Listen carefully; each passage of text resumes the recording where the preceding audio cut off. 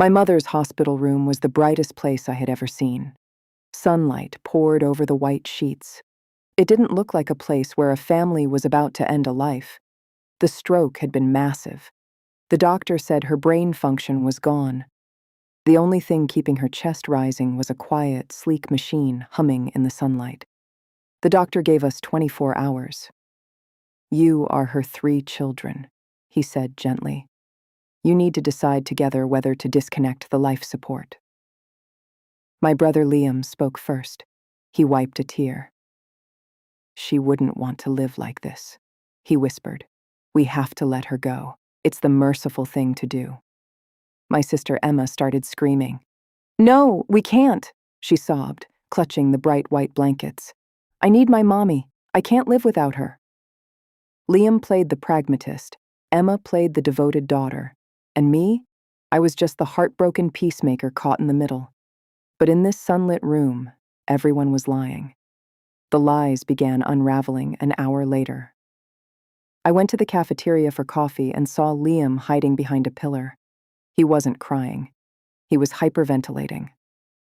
"I need until Friday," he hissed into his phone. "The payout is $500,000. Just give me 3 days." $500,000. Mom's life insurance policy. Liam didn't want mercy. He had embezzled money and had a margin call. He needed Mom dead by Friday, or he was going to prison. I felt physically sick. My own brother was rushing our mother's death to pay off a gambling debt. I decided right then to side with Emma. We would keep Mom alive. I drove to Mom's house to pack a fresh nightgown. The house was immaculate, sun streaming through the skylights. I walked into Emma's old bedroom to find a bag, but I found a stack of mail on her desk. Addressed to Mom, marked urgent. I ripped them open. Foreclosure notices, maxed out credit card statements, all in Mom's name, all routed to Emma's address. Emma hadn't lived with Mom in years. Emma had stolen her identity. She had been draining Mom's accounts to fund her designer lifestyle. If Mom died, the Social Security office would freeze the accounts. A probate audit would trigger immediately. Emma's fraud would be exposed. Emma didn't want Mom alive out of love. She needed Mom's heart beating to keep the credit lines open. She needed a living shield to stay out of federal prison. My family was a parasite. Liam needed her dead for the cash.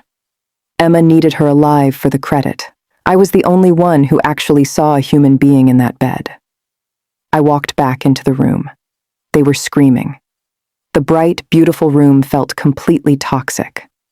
"We are pulling it today," Liam yelled. "If you touch that machine, I will sue you for murder," Emma shrieked back. I slammed the door. They both froze. I looked at my greedy brother and my fraudulent sister. "Neither of you is making this decision," I said. I pulled a blue folder from my purse. "Mom gave me medical power of attorney 5 years ago." Liam lunged forward. Emma started shaking. They both knew I held the remote control to their entire lives. The doctor walked in. "Have you made a decision?" he asked. I looked down at my mother. I wouldn't let Liam sell her corpse. I wouldn't let Emma use her heartbeat as a credit card. I took the doctor's pen. "I am honoring her living will," I said clearly. "We are disconnecting the machines." Liam exhaled, his bankruptcy saved. Emma collapsed, knowing her prison sentence had just begun. I signed the paper. The doctor pressed the button. The hum of the machine faded away. The room went completely silent. Within minutes, she was gone, surrounded by sunlight and sunflowers. I had done it. I had saved her from them. I was the only honest person in the room. Liam left immediately to call his broker. Emma ran out, desperately trying to log into her fraudulent accounts before the system locked her out. The nurse handed me Mom's personal belongings bag. I thanked her, my voice shaking with perfectly timed grief. I walked out of the hospital into the blinding afternoon sun. The nightmare was finally over. I got into my car. I unzipped Mom's purse to grab her house keys. But my hand brushed against a thick, sealed envelope. The return address was a DNA laboratory. I pulled out the report. 0% match. Attached to it was a handwritten letter Mom had written to my husband. Mark, the letter read, you need to know the truth. Your son is not yours. Chloe has been lying to you for 10 years. I am coming over tonight to tell you. She had confronted me the morning of her stroke. The stress broke a blood vessel in her brain. She collapsed right in front of me.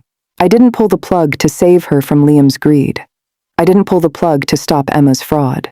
I pulled the plug to silence the only witness to my own lies. Drop your thoughts about this mother's 3 children.